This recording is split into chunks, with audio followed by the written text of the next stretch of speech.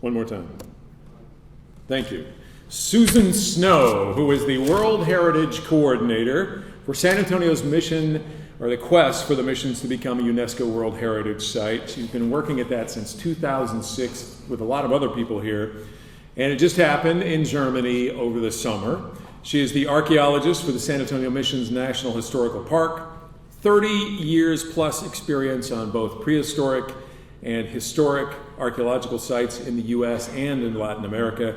She has served in several regional and national groups on cultural resource issues, has written a number of contract reports, professional papers, and articles, and is apparently going to be responsible for the blue-helmeted United Nations troops who will soon take over the Alamo.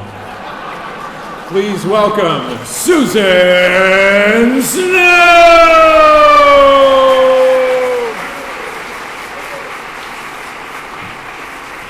Sorry. Thank you, sir.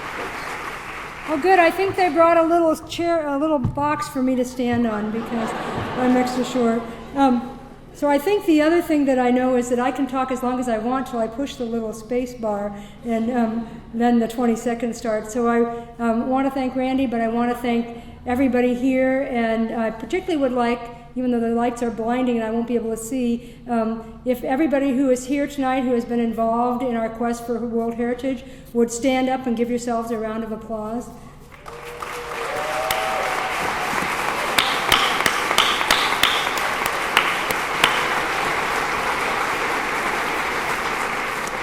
The other thing I get to be by going first is I get to be the uncool person, and all the rest of the people that will follow after me will be much cooler at this, so I will attempt to stick to my 20 seconds per slide. And here we go. So this great tile mosaic is at Roosevelt Park, one of the many examples of local artwork and vernacular architecture around the city that reflect the importance of the missions to the psyche of San Antonio.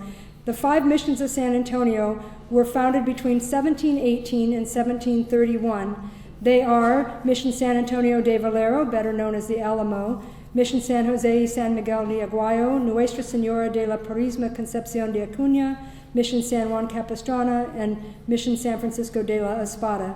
The purpose of a mission was to make good Spanish citizens who could govern their own self-sustaining community, and they were situated along the San Antonio River to take advantage of the water and river resources. Despite the proximity of the missions, all had to be self-sustaining. They all had farmlands, ranchlands, irrigation systems, etc. And between our 5 missions, all of the physical features necessary for a mission are still extant on the San Antonio landscape, including the acequias, farmland, grist mill, etc. The 5 missions of San Antonio are situated on opposite sides of the river in order to maximize the amount of arable land.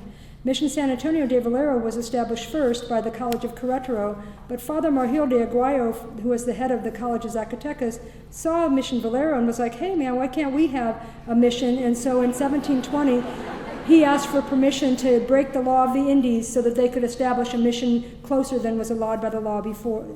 All of the missions in San Antonio became secularized in 1823, and while the missions had periods of disuse, religious orders at all 4 of the southern missions continued to make repairs so that they continued to function into the 20th century.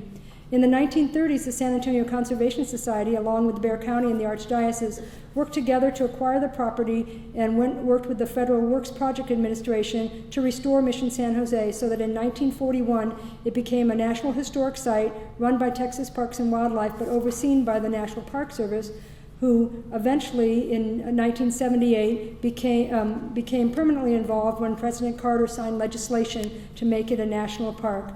One of the unique relationships was the National Park and the Archdiocese, which took 5 years of negotiations to establish the cooperative agreements that allowed this interesting park. At the same time we were becoming a national park, there was a movement in the United States and around the world to establish a World Heritage System similar to our national parks model. So in 1972, the United States became the first country to sign the World Heritage Convention, and in 1978, the first World Heritage Sites were inscribed, including 2 of our own, Mesa Verde and Yellowstone. In 1982, the United States established their first tentative list for all sites that were included on the World Heritage List.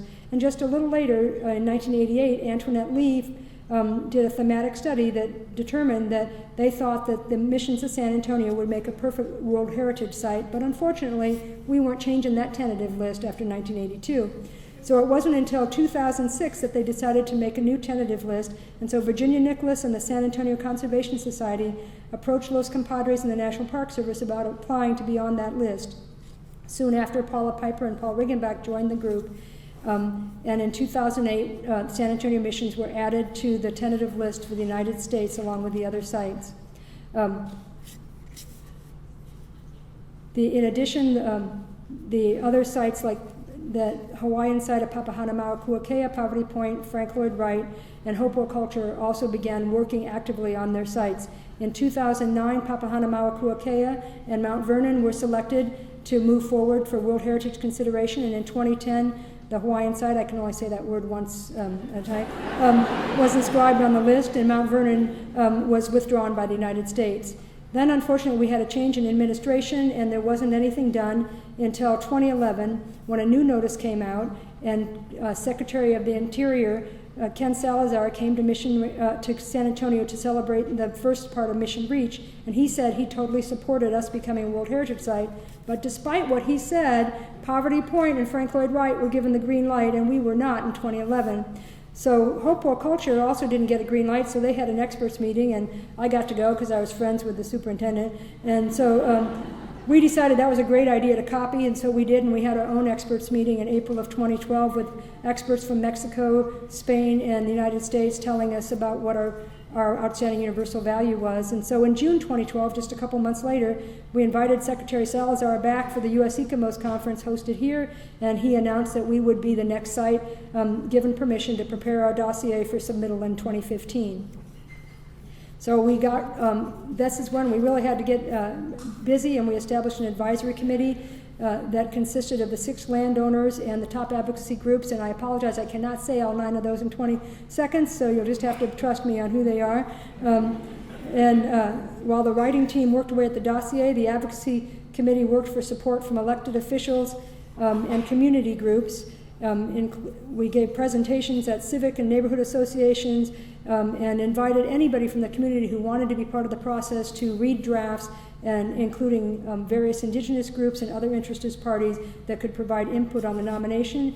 And by doing that, we were able to complete on time and on schedule in January 2014, which, by the way, Frank Lloyd Wright couldn't do. They're up next year. So in September of 2014, the reviewer from ECOMOS, a lovely architect from Cuba, came to review our nomination and looked not only at the mission sites, but also at those areas that people told us we should have included within the World Heritage boundary and did not. And then, of course, as Randy already alluded to, in July of this year, we had a great contingency that went to Bonn, and not only the official U.S. delegation of only federal employees, but also members of our San Antonio community. And we were so fortunate that all 21 countries unanimously agreed that the San Antonio mission should be inscribed as a World Heritage Site. And of course, we're thrilled with this designation, but with this designation not only comes pride, but great responsibility, and we have not paused. We are working to improve the conservation methods, engage the next generation to understand the role that the missions played in history, and continue to engage the entire community, embracing the privilege in preserving and promoting these global treasures for the entire world. Congratulations, San Antonio.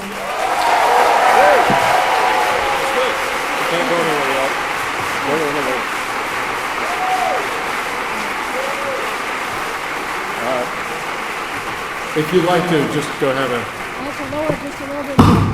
Sorry. Again, Ken's TV supplied the audio right there. So it's a cheap joke, but it works every time. Okay, now, Susan, we've worked on this as a city. Go ahead and step up the microphone there. We've worked on this as a city for so long. What, in practical terms, is going to be the biggest change that you're hoping to see? And can you tell there's a difference yet? Are people calling, coming? I'll answer the second part of your question first, and that's, can we tell a difference yet? And I will say that in the month of July, our cooperating association that runs our bookstore reported an over 30% increase in sales just in the month of July. So that's pretty impressive right there. Bear County did their economic impact study that projected an increase in economic growth, but we're already seeing that to some extent. We ran our visitor numbers, raw, unprocessed, but our visitor counter numbers are up by several thousand for the month of July, and Father David reports anecdotally that the masses are capacity standing room only. So just in the last 6 to 8 weeks since we've had the designation, we can already see a lot of anecdotal evidence that this is going to be big changes, and I hope that we can continue to embrace that, because there are just a few of us that work at the Park Service and a few that work at the Alamo, but all of you can be the spokespeople for what a great global city this is. And then just a couple last quick questions there. Now, we've had in the paper recently since then about limitations around, concern about development around the missions on the south side, as well as what happens if the state or the city or together want to do something more with the Alamo and Alamo Plaza. What can be done and what can't because of this designation? Well, I think that everybody, the advisory committee has been very careful in their considerations, and before we took this nomination to the World Heritage Committee, we had already worked very hard on buffer zones, and that the city has been working on for 30 years in terms of the Mission Historic District, the Rio Overlay Districts to protect our development along the San Antonio River, and then they just passed the Mission Historic Overlay District to keep the heights around the mission. So remember, when it was inscribed with those protections in place, and so the advisory committee, the Historic Design Review Commission, the folks in the city, they're not going to suddenly say, oh, we're not going to pay attention to this anymore. We will continue to work together as a community to make certain that we protect those areas outside of the missions as well. Give her a hand. Thank you very much, Susan Snow.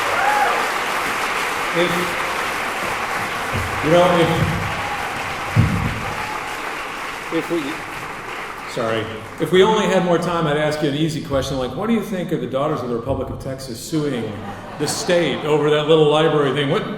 You gotta just go ahead, just yell it out. Okay, yeah. Sorry.